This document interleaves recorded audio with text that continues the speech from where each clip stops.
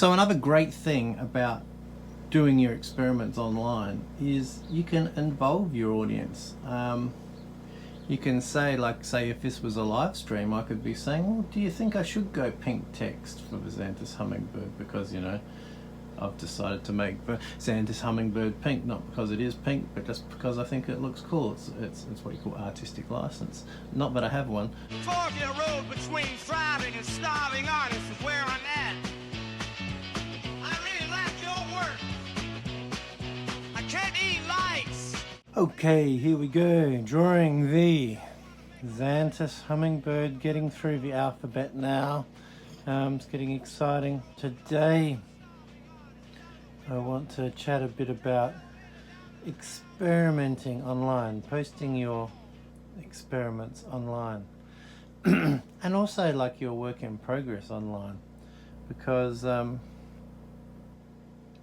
I think it's one thing to create your work, but it's another thing to actually, like, I think the creation of your work is almost just as interesting. And I need a different layer for my text.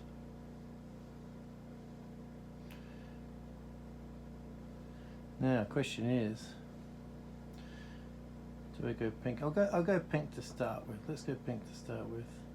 Then I might go a lighter pink or a white, I'm not sure. So yeah, I understand, like, you know, an artist's quiet time creating is sacred, you know, especially when you've got families and kids and work and all this kind of stuff.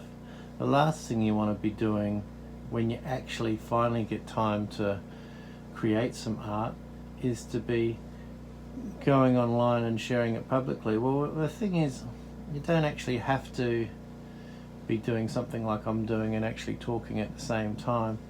You can just record a video of it and speed it up on an app on your phone and just turn it into a speed draw, speed paint, speed sketch or something like that, a time-lapse version of your art. And you know, if you are comfortable, then maybe you can do a bit of voiceover on the app or in the edit. So there's lots of different ways to create behind the scenes content and share your experimentation. I mean, your experimentation that you do online doesn't even have to be video. You don't even have to be talking to the camera. You can be posting work in progress photographs of your work partway through. I got inspired by Lissy Elliott's interview that I did, where she said, you know, she was trying something different with her work, and she would share little photographs and updates on this experiment that she was kind of doing. And it was something interesting, something different for her followers to check out, you know, create a little bit more interest than just posting what you always post. And so she followed all through the stages of the creation of this work, just photographs and text. And in the end, someone purchased it, and it started a whole new chapter in her artistic style, another kind of work and series that she continued on with. So I think you never know, unless you put it out there, whether people are going to connect with it or not. And the thing about showing behind the scenes as well is it creates this sense of, like, especially if you're doing a live stream. This isn't a live stream because sometimes life's just a little bit too hard to do a live stream, especially when you've got kids and you need to be able to edit things out. But you know what I'm doing is I've got an old phone which I'm recording my front video on here, which is not necessary, but you know, I just thought it creates something else as well. And I've got my top phone up here to record the work I'm doing, and I just put that together quickly on and edit on my phone using iMovie on my phone. Really basic stuff. I think sometimes the more basic it is, the better. Don't get too caught up in all the other things, and just share what you're doing. Share your art, because as far as I'm concerned, your art's not just the finished piece. Your art is the creation of the piece. So I think it would be crazy not to share it. And then I suppose there's that other question of, you know, what if it turns out really badly, or, you know, it's imperfect. I'm unhappy with it at the end, and you've gone and shared it with the world. Well, that's all part of your artistic journey, man. And you know, your audience will be there with you through the highs and lows. So when you do have that breakthrough, they're there to celebrate with you. Or they might actually let you know that, stop being so hard on yourself, this is actually really good, I really like what you've done here. It's hard to know what people are going to like, what people are going to connect with. So unless you put it out there, you're never going to know. And I think it's been fairly well, I mean, Instagram initially set itself up as being this place to display your work and make it like a gallery and have everything beautifully laid out and beautifully edited and curated. But you know, that was really when it was all nice squares. I made everything square. I made my kids' book square. I made all my art square, and there was a very good reason for that, is because Instagram was square, and it makes sense when one of the main places that you're posting all your artwork is on Instagram. But then they went and turned it to this like portrait rectangle, which just, you know, hacks away at your beautiful creation and cuts off its edges and everything like that. So really all that's out the window. Nobody cares anymore. So put up, you know, your work in progress sketches, put in, you know, the dog running across your canvas, put in whatever you want. It doesn't have to be a perfect curated gallery anymore. I think that's probably, the perfect curated gallery is probably more suited to your website now, because, you know, that's one gallery space you can control, and you know, you can give it nice white walls and good lighting, and you can hang all the work together that you want to hang together. And when you add a new piece, it doesn't make the grid all wonky. Well, it might, but it's your website, you get to figure all that stuff out yourself. So curate your website. Don't care about your Instagram page, I think, because what everyone, you know, all the Instagram marketers say is that it's all about the connection. It's all about getting your face up there, seeing the face, the person behind who's creating the artwork, what they're doing, what they're up to. And so here I am showing that I'm here, I'm doing it, and what I'm up to. And right now I'm doing handwriting the text with my finger for the X is for Xanthus hummingbird on my Uncommon Animals of the Alphabet kids book. A kids book which has taken probably longer than any other kids book in the history of kids book. But the thing is that me and my wife got a cafe in the meantime, and cafe art gallery, you know, that was the one thing that got me in, and of course the coffee and the people. You know, it's nice, it's good fun, but I had no time for doing any work, so hence why the book hasn't been done, and now it's happening now. So here we are, Exus Xanthus hummingbird. I put down a standard text first to kind of get all my spacing and alignment right, give me a bit of a guide while I'm handwriting my text, because I just like the look of handwritten text. I see a lot of kids books where you see a font just plonked in the kids book, and it's really jarring. I want something which is part of the kids' book. So hopefully it has that effect. So another great thing about doing your experiments online is you can involve your audience.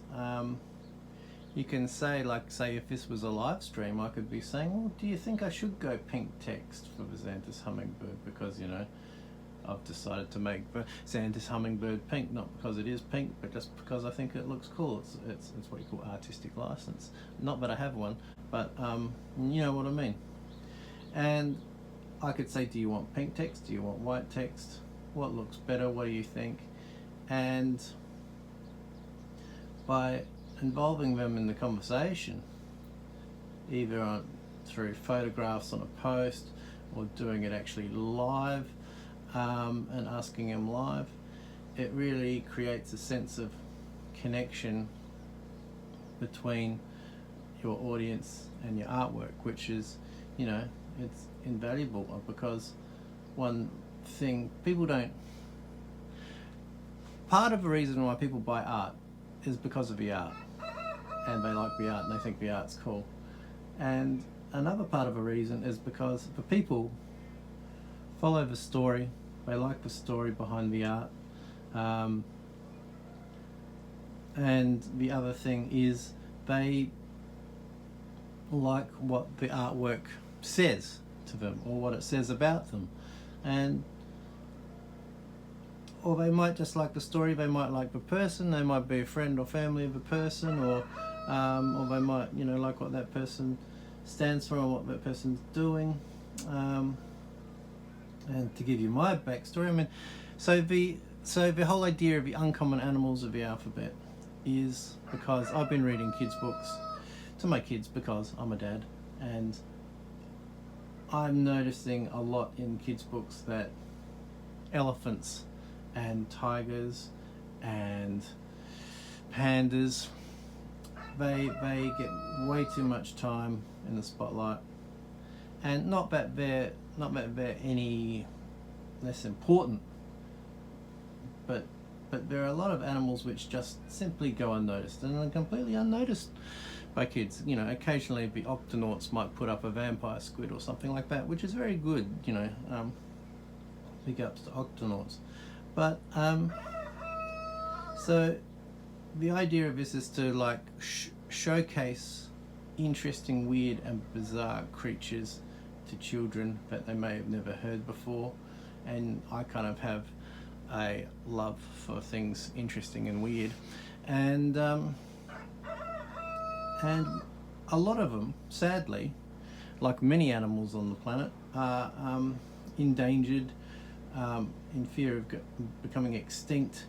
And so my idea is that with more awareness around these creatures, that in turn might help future generations look at preserving their environments and preserving the creatures, so the creatures can continue to exist and not go the way of the Tasmanian tiger. So that's my, you see, because as an artist I don't have much money, as a secret there, and I can't just give, you know, drop a mill on some organisation that rehabilitates enslaved elephants or anything like that. So I can't really afford to give any money, but what I can afford is to give some of my time and some of my art to the cause. And so that's, I think I've skipped a line, I've skipped gently. So hoping that, you know, this is my way of giving back to the world, without it actually costing me any money. That's the way to do it as an artist, if you have no money and you just feel like giving back. And so the other thing with experimenting is, I think all artists need to be able to do this, is play, basically. And experimenting is just a scientific way of saying that you're playing. I'm just playing here. And as I said, you can document it, And you don't even have to show it. Video it, record it, take photographs of it. If it turns out as a steaming pile of fresh art, then you know, it never has to see the light of day. But I would encourage you to just put it out there anyway. Be vulnerable, and people will come along for the ride as well. So that's my pink text on the background. It's a bit busy, I know. I do have some other methods for making it less busy, but to start off with, I will get rid of the actual text there. I'll duplicate this layer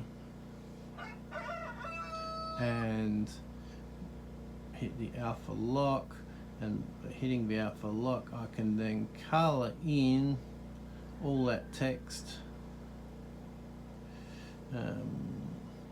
I find using spray paint's best for that, getting the maximum bang for your buck, and there we go. So all my text is black now. I can put that behind the font.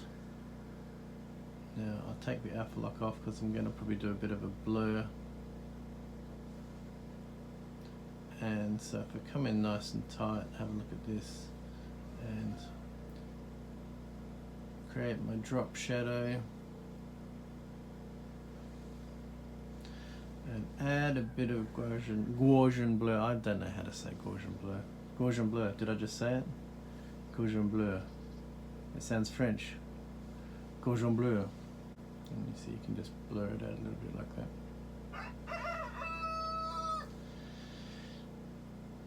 So that's looking a bit better. Now can make a bit of darkness behind that, but that's over the top of the text. I don't want that. See, here I am making mistakes live, and you know, drop a comment. Tell me if you enjoy me making mistakes live, because I don't want to make the background too dark either. But I do like that contrast there. What I think I need to do is go into my hummingbird here and take a lighter sample of pink, just like there, to be my text color. Put that on alpha lock as well. Spray paint.